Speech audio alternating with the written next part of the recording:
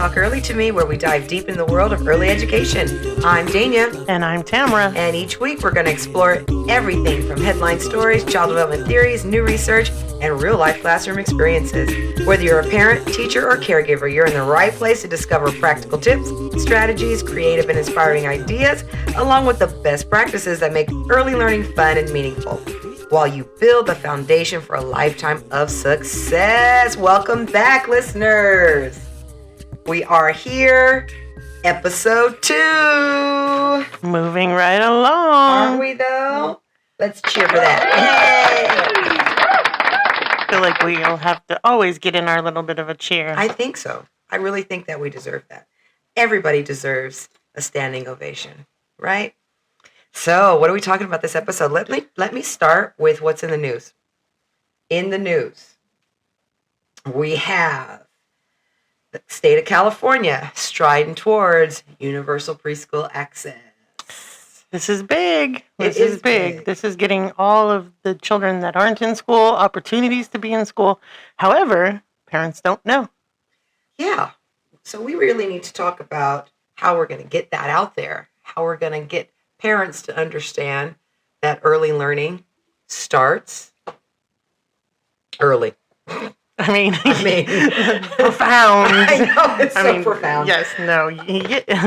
I see what you're saying. Yeah. Yes. Thank you. It does start early, but it also means that parents need to know what's out there. If they don't know there's schools available to them that maybe they don't have to pay for, maybe they qualify for, that will be something that they can go to. And, even if it's a short amount of time, it's an opportunity for their child to begin learning and engaging with peers. We know as educators how important that is, and parents, I think, know it in the back of their head. They know that we need to get our kids into school. We need to give them opportunities for learning, but where? How? Yeah. And they also need to, parents are barely starting to come alongside the idea that they too are their children's teachers, and what they mean to teach them, what they don't mean to teach them. Kids are still learning. They pick up on all that stuff that parents are giving out. And so even if their program that they could be linked up to is a program that visits them in the home, is a program that, allows them to first understand how their kids learn, period. Because they may not even understand that. Parents are, kids don't come with a manual at all. They don't tell you first they're doing this and the next you're doing that. I mean, you're very blessed if you're in the early education community. Right, because there is a manual.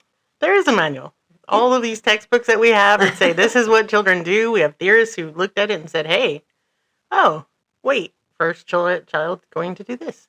And then there's critical periods. If this doesn't develop, this isn't going to develop. But then there's sensitive periods. It still can happen. Mm-hmm. There are manuals. And there are programs that like you mentioned, where they can go and parents can enroll. So early Head Start. Mm-hmm. Early Head Start, home visiting. Mm-hmm. Those teachers go to your home and they work with you and they teach you how to engage with your child, what to expect. And if you're struggling, they can help. There's lots of resources out there. There really are. And the state, California especially, is very progressive with their early education. I don't want to get into politics about any particular governmental type person, but we currently do have a governor who understands early childhood. And that may come from the fact that he himself has young children, especially when he began his career in politics. But having young kids in the house, understanding what they need, because it's right there in front of you, makes a world of difference for what you push for in your career, especially if you have a career in politics and something on the table, such as education, is coming across your desk, and how you are going to fund it, how you're going to make sure that not only your children, but the children of your constituents, the children of the people that you serve in your position are going to benefit from it. How do you work that in? And having that background knowledge is the key. That's the key. and he had that background knowledge. He poured money into early education. I know I got to keep my job. You kept yours. I mean, you can't beat that. No, there was definitely a lot of money coming into early childhood through the state of California, and it's still there. Mm. It's dwindling, Mm-hmm. and there's some nerves, Mm-hmm. because there's other things that are happening, obviously. And then we see where people aren't taking advantage of what's offered. Right. And not taking advantage of what's offered, then it becomes less offered. Mm-hmm. If people aren't going to use it, we're going to use this money elsewhere. Mm-hmm. Mm-hmm. And that is where the nerves kick in, because as people in the field, we see the numbers dwindle. We're striving to make the numbers stay. I think we're on a pendulum swing right now. We're gonna hit that other side, and then it's gonna swing it back through again. Been in this business long enough to know that pendulum always comes back. What it looks like when it comes back will be the deciding factor on how we move forward in this field and what's offered, what people are telling us that they need. But the universal pre-K is where that's landing. Mm-hmm. And that's what's taking away from some of the programs that are being offered. Mm-hmm. And children are going to TK, which we'll talk about in another episode. But when we're taking away from our population of younger children that are typically in our pre-K classes and our 3-year-old classes, not a lot of people are putting their children in at 3 years old. Right. At 2 years old. But that's where we're seeing the push. People are starting to look for that earlier age group. Mm-hmm. And then we have to say, how do we adapt as teachers, as programs? How do we adapt for the younger child? Because there are parents out there that do understand. And then there's other parents that we need to reach so that they can understand. So that's what's going on in California. Big, right? Big, and everything is changing. It's something that is normal. Change is normal. Do we like it? Not all the time. Not all the time. But this is a big change, and this is where if we don't adapt to the change, we will struggle. Yeah, we're going to lose it, and we don't want to lose it because early education is life education. So why should children be in early classes early? Well, today's topic is the power of play and why play is essential for learning. Okay. NAUIC likes to use the term power of playful learning. Mm-hmm. Okay. So that's kind of where we kind of settle. Dang it. People might not know what NAEYC is. Oh, the National Association for the Early Education of Young Children. In California, we have CAEYC, the California Association of Early, I think it's Education of Young Children. We're throwing acronyms are the thing in education. Yeah. We throw around acronyms because we don't have time to say the whole words, apparently. We don't. So, as our listeners may not be teachers, they may be teachers who have never heard of NAYC.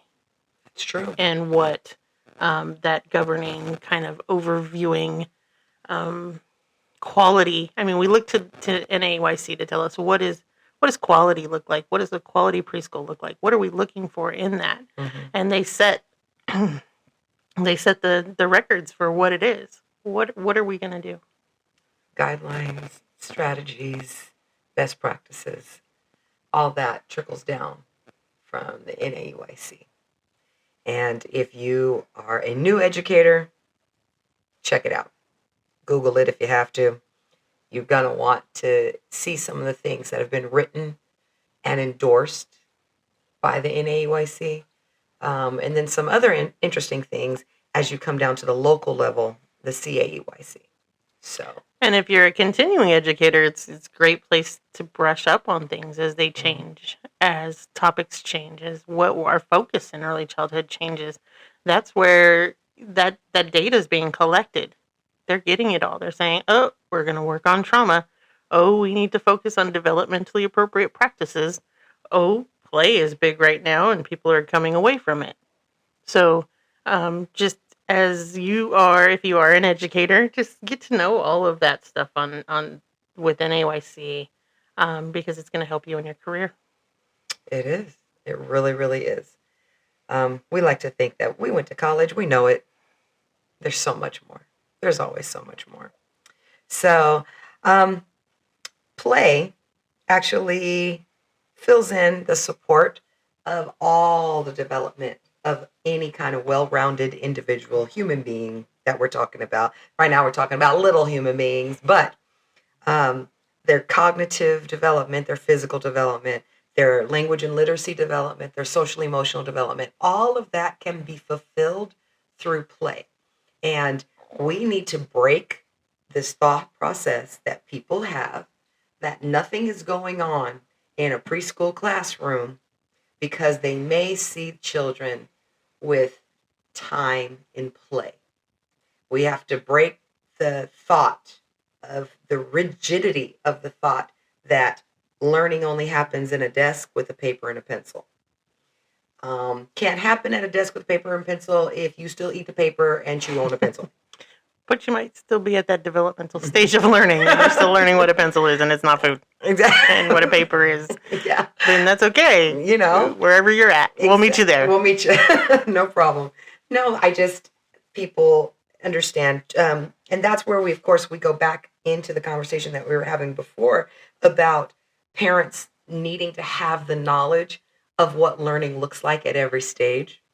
And if they had an early education visit that would come in and work with their child, they would know that developmentally, you're not going to put your child in a preschool classroom at 3 years old, 3.5 years old, and in a week and a half expect them to write their name and know their ABCs and 1, 2, 3s and all of this kind of stuff, because that's not the focus when you're 3. If you glean some of that, because we're going to offer it, it's going to be across our curriculum. But if they do learn something, bonus. Right. But what they need to know and learn are those social emotional pieces, and that's why we put them in, so that they can understand how to operate with other people. Right. So back to my co-op days at Inland Preschool. We were play-based. Everything was play-based. And we did an orientation, and I had all of the parents came in, and we split them into different rooms. In one room, we talked about what they had to do in each classroom. Another one talked about fundraising, and another one talked about our curriculum. But one of the major things that we talked about was we are play-based. You're going to be coming into this classroom, and children are going to be going throughout the whole school. They're going to be engaging in whatever they choose to engage in. It might be dramatic play. It might be roaming through the classrooms and stopping here and stopping there and just engaging with what is catching their attention at that moment. You're going to see that we're going to have sand on the table, and maybe they'll write letters, maybe they'll write numbers, maybe they'll draw a picture, but they're going to engage with what we have in the way that is right for them. And then you're going to see that they're going to come home and then they're going to talk about what they did and what they made and how they engaged with their friends. And that, we didn't sit at tables and all do a worksheet together. Worksheet. All right. Boo. Boo, hiss. But you're going to see that every day they're having fun. Mm-hmm. They're smiling. They're laughing. They are engaged. They may cry too, and there will be fights. You'll see fights. But in those moments too, we're learning. Mm-hmm. We're learning how to get along with our friends. We're learning that we aren't always going to like each other, mm-hmm. and that's okay. We'll walk away. We'll make another decision. But as parents, they were not sure at first. Mm-hmm. There was a lot of skeptical parents. You're just going to do what? Mm-hmm. They're just going to be able to do what? Mm-hmm. Where's your structure? How come they can Right. do that? Mm-hmm. You know, we had a curriculum only because the building was First Five funded, and First Five said you need to have a curriculum. Mm-hmm.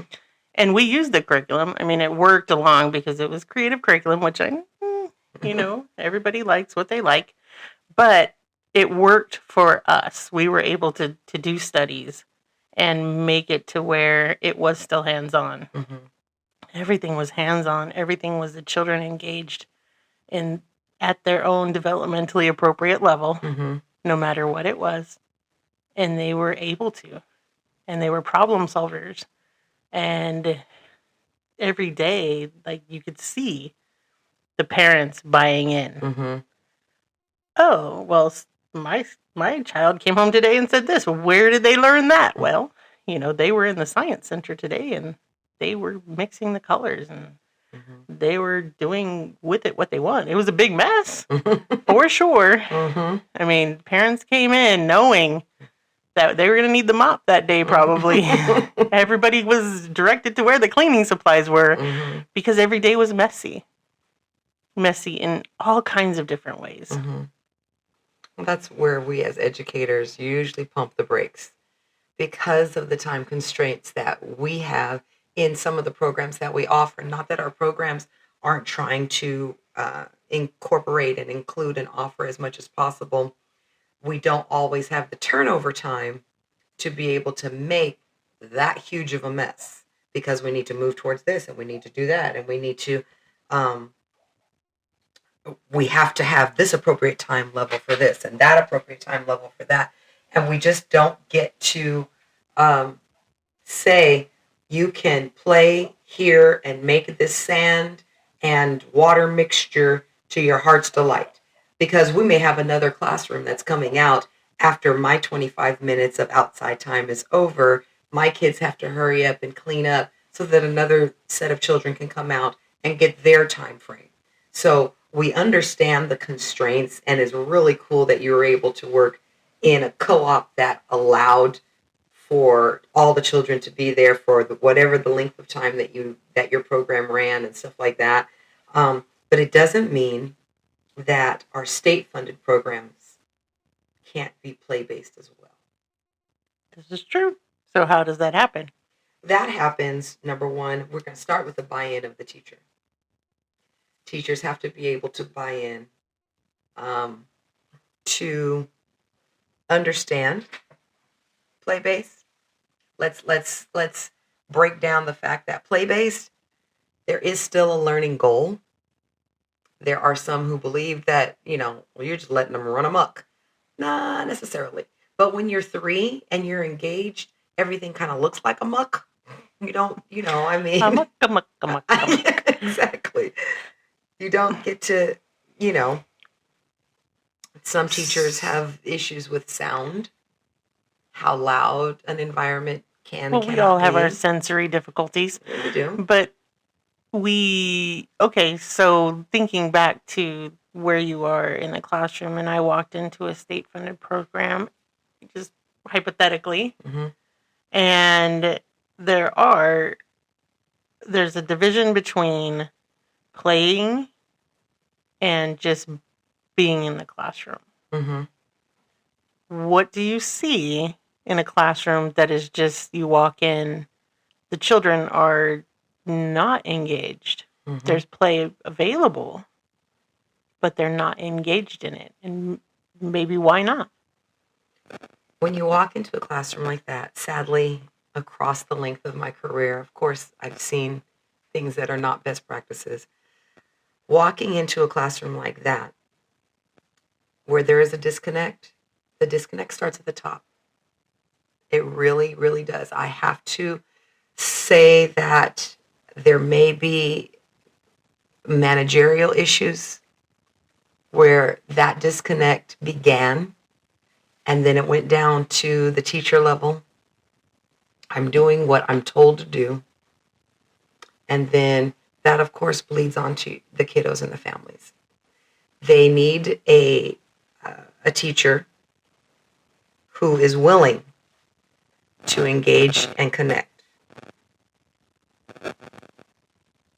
regardless of um,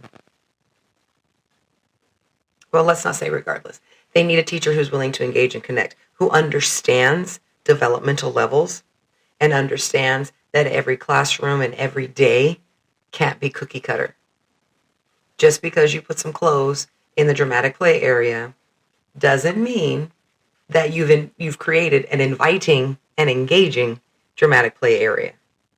You know, what's your purpose of those clothes? What do you want the children to learn about that? What do you want to, is it career choice clothes? Is it home center clothes? Is it veterinarian office clothes? I mean, what are we doing there? You know what I mean? Okay, so that being said, what happens if you have a group of children that maybe don't know how to play? That's when the joy of being a preschool teacher kicks in and you get to play. You get to play all day long because you are the star, you are the sunshine in that classroom. Most kids want to be wherever you are. If you have engaged with them at all, if you created any kind of relationship with them, they want to be where you're at. You or at least one of your other staff members. And if you say, Miss Dania's going to go play in the house area today, we have to kick people out the house area because there's too many people coming over there trying to want to play and play with the teacher and engage. Because we do know that there are some students who have maybe come from a home where the toy that they get is after that toy is broke down and, on its way out. And, they don't know how to play with a toy without breaking it first. You as the teacher get to go ahead and show them how that works. Show them, how to correctly play with the toy. Show them how to engage with their peers. And that's kind of what we're looking for. All true. Which was one of the reasons that I love this job, because we do get to go to school and we do get to play. Mm-hmm. And if everything is set up in ways in your classroom where you're ready and you're prepared, that's what you get to do. You get to be fed food in the dramatic play center because somebody's making pizza. Mm-hmm. You get to go and mess around with the goop because that's how you're engaging with them too. We're having these conversations about what it is. And it's interesting for you to bring up the toy situation, because I think in these conversations that we have, we also need to bring in the culture part. Mm-hmm. And not only that, but diversity part. Like, what are your experiences with toys? Are toys important? Mm-hmm. Maybe you don't have any toys at all. Right. And I see all these things and I want to figure them out and move on to the next one because I only get to use these while I'm here. Mm-hmm. And everything is overwhelming because I need to learn it now. So with the kids that don't have things, or maybe toys aren't important, what do I play with? I play with paper towels. I play with whatever's there because that's all I have ever had. Mm-hmm. So when we have children maybe who come into our classrooms and we say, oh, they don't know how to use the toys. They're just throwing things. They're just, well, I didn't know what that toy did. Right. Maybe it is for throwing. Yeah. I got to try it. Will it bounce when it hits the floor? Cause and effect? Yeah. I'm still learning. Right. How hard do I have to throw this to get to the other side of the room? Mm-hmm. Is that optimal learning? Of course not. Not what we want in a classroom. But for that child, maybe all they know. Mm-hmm. So we really need to take a step back when we're looking at play and say, okay, is this not right play because this is not what we think is correct play? Or because that's really not a good idea? It really isn't a good idea to throw a toy across the room. Yeah. Someone will probably get hurt. But we have to give children, a chance to play in ways that are appropriate for them. Again, we're going back to that word, developmentally appropriate. Mm-hmm. NAYC calls it DAP, developmentally appropriate play or learning. So I just want to point out just a few things about play because we see different types of play. Mm-hmm. So we talk about how we're playing. We think a lot of the times that play needs to be with other people. Mm-hmm. Automatically, it's like, oh, I want to play. Oh, I need a friend. Mm-hmm. But that's not always true. And there's stages of play. And when we see younger children, the younger ones, they tend to be alone. Mm-hmm. Solitary in play is what it is. And they'll play with whatever's in front of them. They'll use whatever's there, usually because I'm not moving much at that age. Mm-hmm. I'm in the same place. I got We're my rattle and my infants. ball. Yeah. I'm going to Good crawl to after go. it, right? I'm in my space. Then you may move up into, a parallel play where I'm in the space, you're in the space, I'm playing with my blocks, you're playing with your blocks. We may interact every once in a while, but for the most part, we're separate in play. Then when we get a little bit older is when we start to see the cooperative play, where that's when we're serving people food in the dramatic play center. Mm-hmm. We're playing space in the dramatic play center. We're building in the block area where we're building a full zoo. And we learn that, hey, you can build the elephant section. I'm going to build the giraffe section. Then we'll have a full open zoo. Mm-hmm. Until we both reach for the arch. And then the cooperative play becomes uncooperative for the moment. And we have to push in that social emotional learning and how do we regulate as we go forward in our play. We both still want to play, but now we've got some emotional regulation that has to happen within that play. So, I mean, we really are just in your example of the block area alone. You've got the cognitive going on because I got to figure out how this stacks and doesn't fall down, and what how plan many, is in my how high can I go? Yeah. What's the plan in my brain? Mm-hmm. Does the picture in my brain look like what I'm building right now?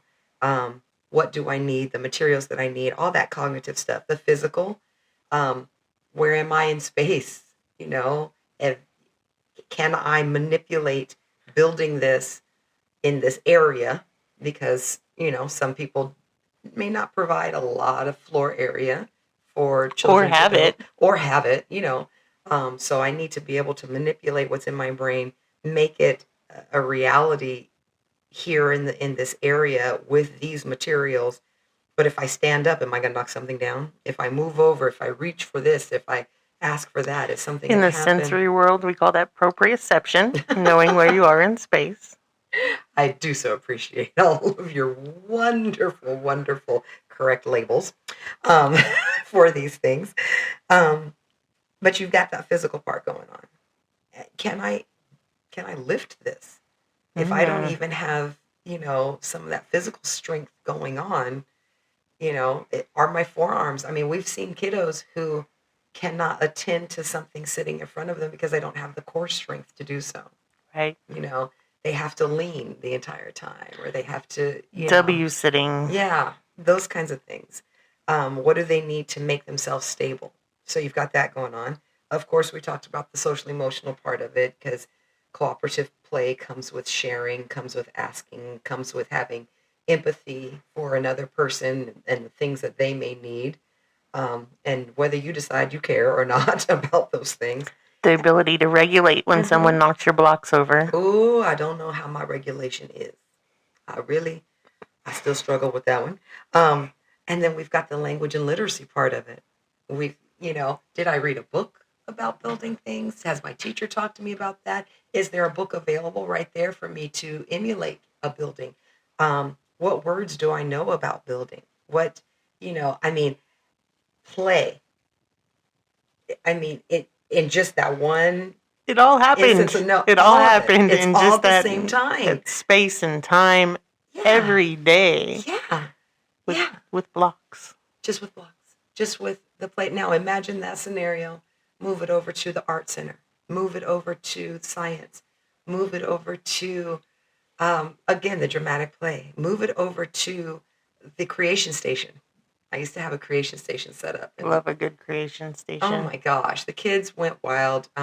Other teachers wanted to know why I had to order so much tape. Because creation station was real. Okay. In my classroom, we loved the creation station. Now, some people would call that loose parts. Loose parts, I've heard it called. But my creation station was more than just the art part. I also had a mechanical one, and I had students who adored taking things apart. And instead of disassembling the things that I really needed to run the classroom, I gave them stuff that they could disassemble. And there were times when this is the same child who parents just knew had ADHD, had all these other things. And it was like, no, you haven't figured out what he can attend to and what interests him. We figured it out. And you wouldn't hear from him the entire free choice playtime because he was over there disassembling parts and reassembling parts and knowing what to do. I have no doubt in my mind that that child is going to grow up and be some sort of engineer. I already know it. For sure. I already know it. I've had kids like that where it's everything. They want to take it apart. They want to know how it works. Mm-hmm. What's on the inside. And yeah. Mm-hmm. Yeah. And when I was in the classroom, when I was directing, I made sure they had all those parts to do it. Mm-hmm. We would ask, does anyone have any old, remotes, calculators, and computers? We were doing computers and, anything that was safe, and we were watching the parts. I mean, it's always important to keep that in mind, too, that when we are working with technology, parts come off. So knowing that we need to keep their safety in the utmost front of our mind. Right. But just being able to use a screwdriver, taking nuts off, or whatever that be. Yeah, totally. The tinkering is so important for learning. And we've lost that in the age of technology. We have, where do they get to have this hands-on the most? In our classrooms. So it's very, very important that our classrooms are play-based enough to offer all of those things to these kiddos whose life may be technology when they leave us. It's interesting to think about that anymore. We used to, I remember my dad would fix everything. And now something breaks and we're like, oh, go buy a new one, Seriously. Because one thing, it's too expensive to have somebody come out and fix it. This is true. This is very true. All our fixers are not learning to fix anymore. So, we just buy something new. We don't really attempt to try to fix it. And before it was like, no, this radio's broken. Let's take it apart. Let's figure out what's wrong with it. Needs a new fuse. Done. Same thing with the TV, the plumbing, it's more than just the plunger. And these things are all included in play. When we're playing is taking stuff apart. Play is figuring out how things work. Whether that's putting it in your mouth and learning that it rattles. Or it's taking apart a laptop computer to figure out what parts are in here. What happens when you press that key? What goes down? I think it's fun too when they're young. Like I had a 2-year-old that wanted to fix everything, and it was he had steps, and he would first always check if there were batteries. Like he knew if there weren't the batteries in there, it wasn't going to work. He was 2. So we have the ability to learn these things if given the opportunity, and that's what we want to provide, these play opportunities, so that children can explore and learn in ways that are right for us, that we started learning this way. Right. So we've talked about inside. What does that look like outside? Exactly the same.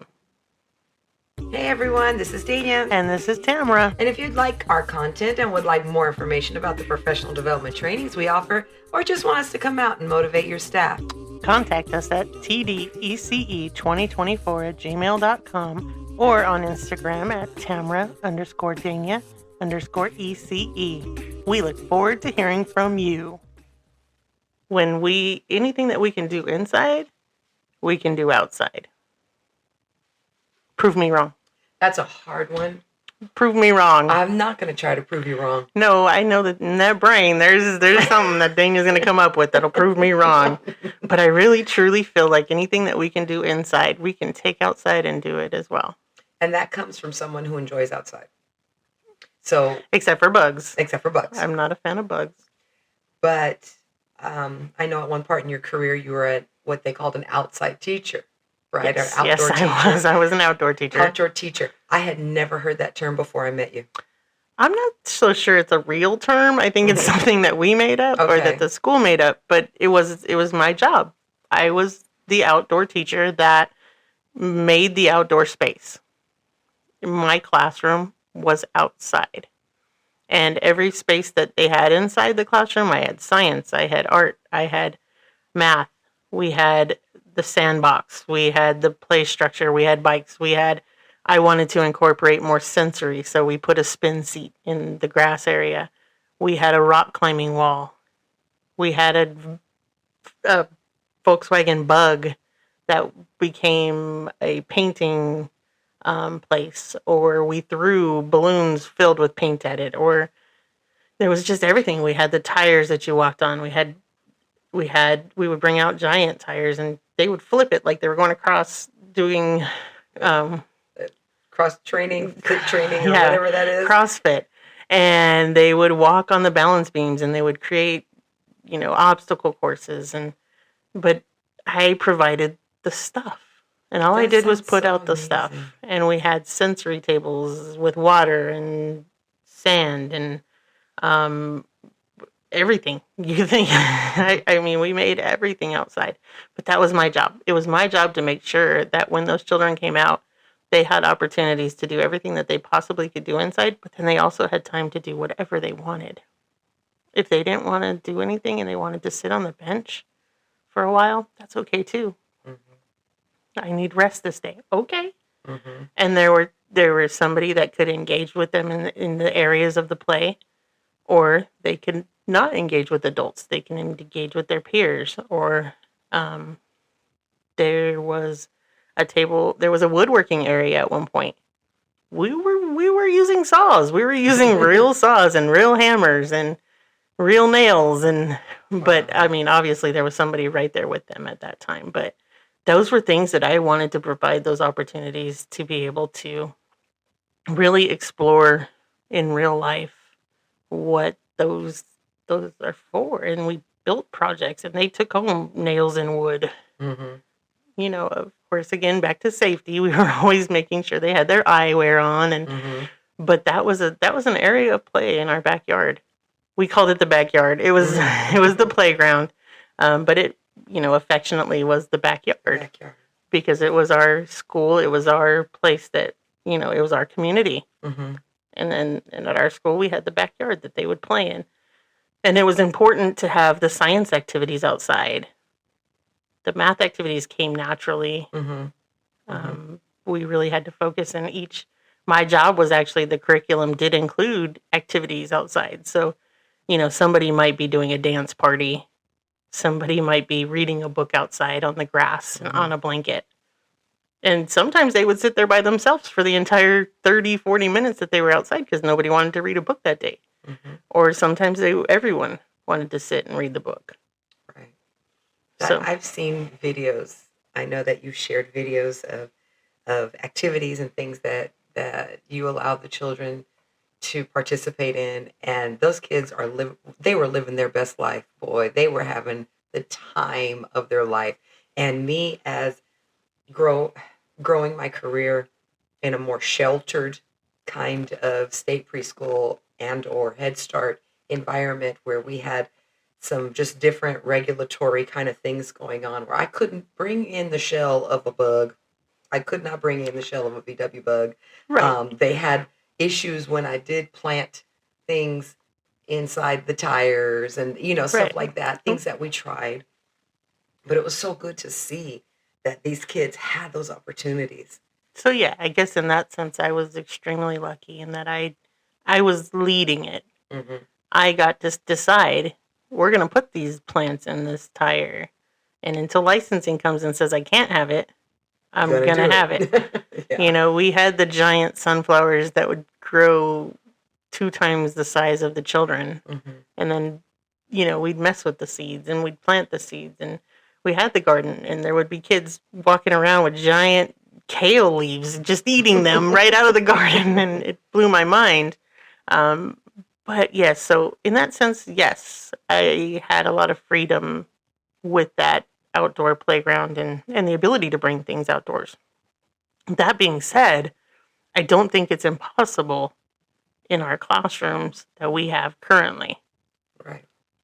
Does it take time? Does it take an effort? Oh, for sure, because you don't have an outdoor teacher that's supposed to be doing that. That's their only job. Right, but we can delegate some of the things to be in one of our assistant teachers' hands, or we can ask a parent, I need you to set up this outside, because Mm-hmm. parents are willing, Mm-hmm. and some really want to help, but they Mm-hmm. don't know how to help. Mm-hmm. And if that's a focus for you, you say, hey, every day you come, let's set up, and just have them set up one center. Start with one. Right. We're going to do this science activity outside today. I really need your help setting it up so that it's ready when we come outside. Mm-hmm. I had absolutely no problems, or very few problems, actually bringing in the parents along with me as we introduced them to being a part of our classroom. It was really important to me that parents didn't think, I'm dropping them off, you are their teacher, you handle it, and I'll be back in 3 hours. I'll be back in 3.5 hours.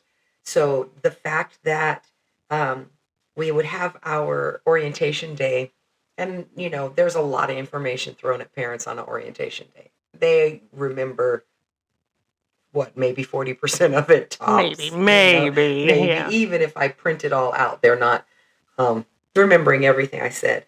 But 2 days later, it was back to school night. And we incorporated ourselves into back to school night. At back to school night, there are all these different stations set up for the parents to be able to go and sign themselves up for how they would like to help in their child's learning. I love that. And so I always had a core group of moms, because I was stationed at a school for a very long time. So I had every generation of kid that may have come through that family. And the families were already very, very knowledgeable of how I ran a classroom, the things, my expectations and stuff like that. So they would talk to the other moms, that we always called the parking lot chisme group. And they would talk to each other. And if there was a new mom coming in, they would welcome her into the fold, talk to her about, okay, this is what Miss Dania expects. This is what we know how to do.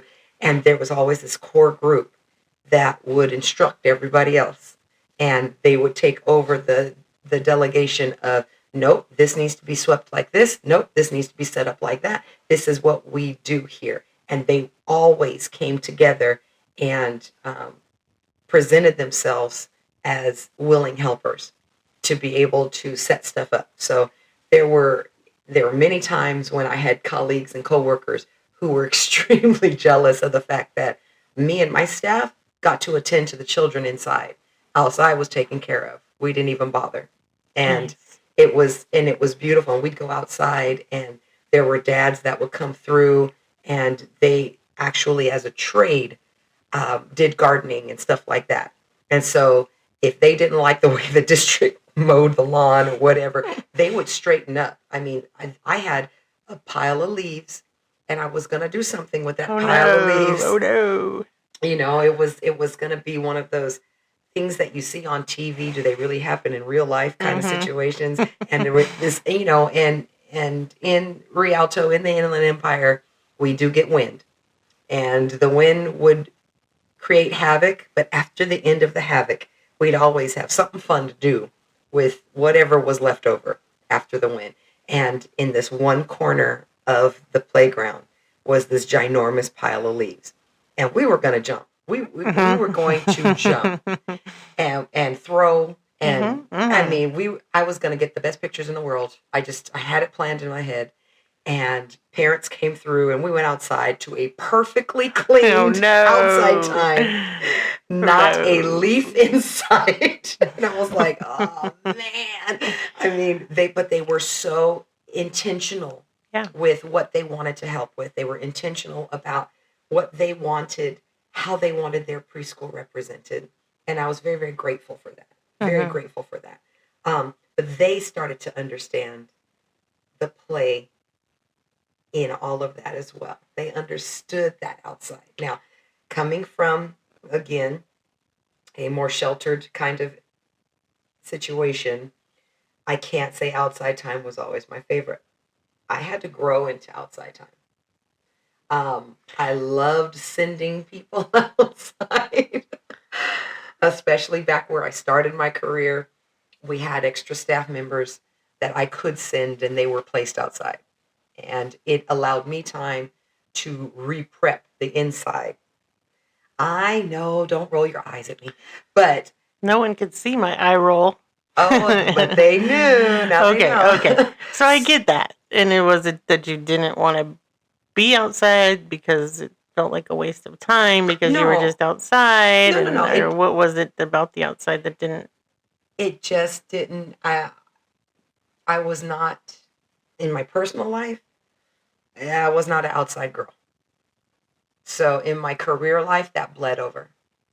And outside time was something that was regimented. It had to be. I couldn't get out of it. But if I could make a reason that it was too hot, too cold, too windy, too...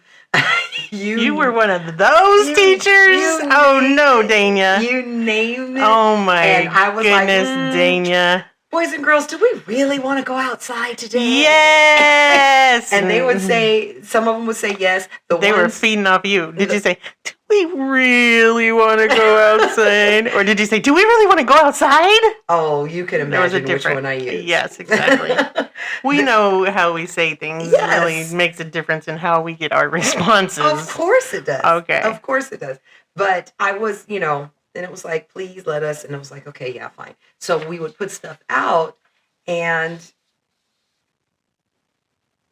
we would make sure that there was learning activities outside. I am not going to say that I took that away from my class. No, I didn't. I'm sure. But it wasn't until I moved into my career differently in a different school district and things like that, that I really began to see the potential about being outside. And I think it was because I saw myself in some other teachers who were similar to me, and I didn't like what I saw. Interesting. And it was like, I had to self-reflect. Is that what I'm doing to kids? Is that how I'm approaching it? They're feeding off of me on their outside time and stuff like that. So I had to change it. And then, the pendulum swing. And then it became, the Dania, oh my God, stop putting stuff outside. You're going a little overboard kind of stuff. Because we had a house area outside and we had the science area outside and we had the art area outside and we had, and my staff began to, okay, look at Ms. Dania, the parents aren't here right now to take all this stuff back in. What are you doing? We need to eat lunch on that table. Stop dragging stuff outside. I think you have a valid point, though. I mean, everybody doesn't like outside. Mm-hmm.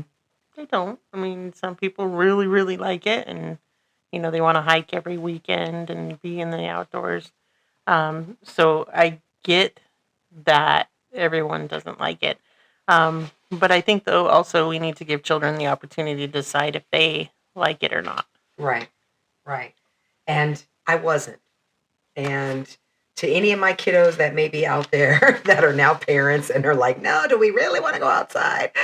Take them outside. Take them outside. Take them outside. Let them explore. Let them figure out things outside because that's a whole new world. It is. And in California, we might not get to go outside because it's too hot. Mm-hmm.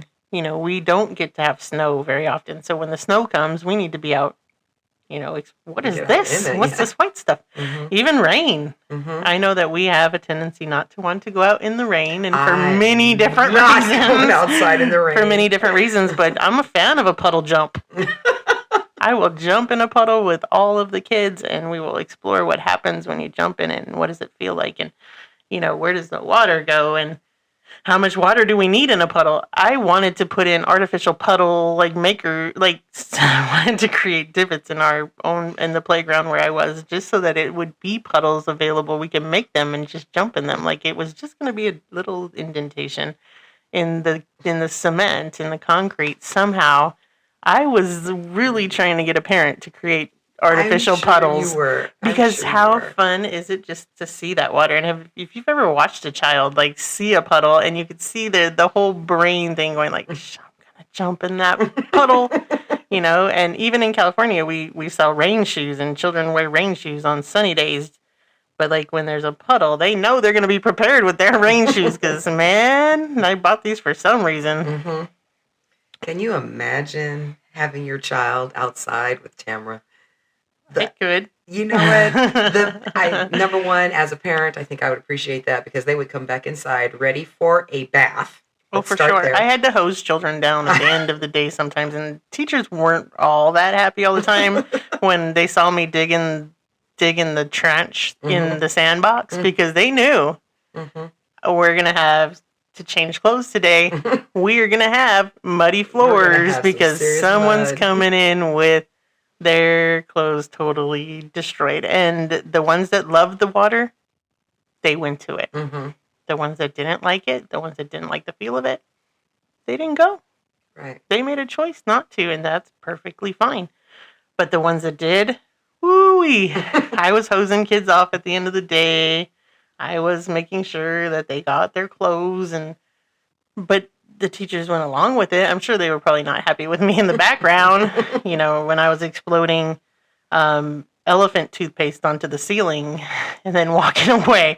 Not on purpose. I had to go do something else, but I totally forgot to come back.